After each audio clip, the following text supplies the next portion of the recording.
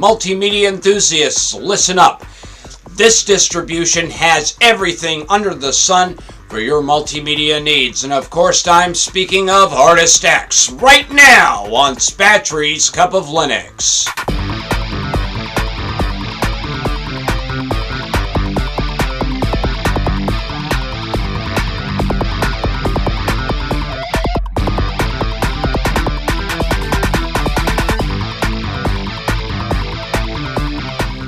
Okay, welcome to ArtistX. I've had a lot of requests for this over time, and I just never got around to doing it. Number one, this is a really large download. This is a 4 gig distribution.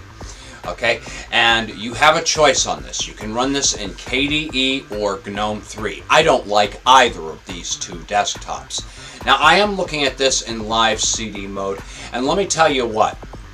If you are a multimedia enthusiast, every application under the sun is installed on this thing. Okay, now after having a little bit of a look at this before filming, there are just so many applications. There's no way I could even read the list of all of the applications this comes installed within 5 minutes. For a 4 gig file size, you are certainly getting a lot.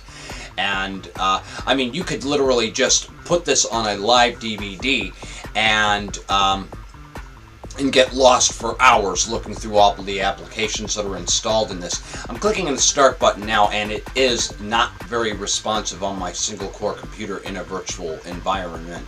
And that is to be expected because the GNOME and the KDE interfaces are somewhat bloated.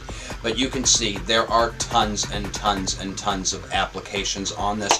Personally, what I think that could have been done to make this better is they could have maybe used an XFCE or LXDE desktop that uses less resources so that you have more resources to use on your multimedia applications, and maybe even using OpenBox as a desktop would take it a step further. That is how I have my own Arch Linux set up, and mine is set up for the multimedia that I do, and I like it. I think it performs a lot faster. Okay, but here are all of the applications in the menu here for ArtistX, if the menu wants to come up here, and I mean, everything is in here. I mean, you can see how slow and laggy the menus are. But basically what they just did was they took Ubuntu 11.10 and just slapped every multimedia package onto it. I think that is a little bit sloppy.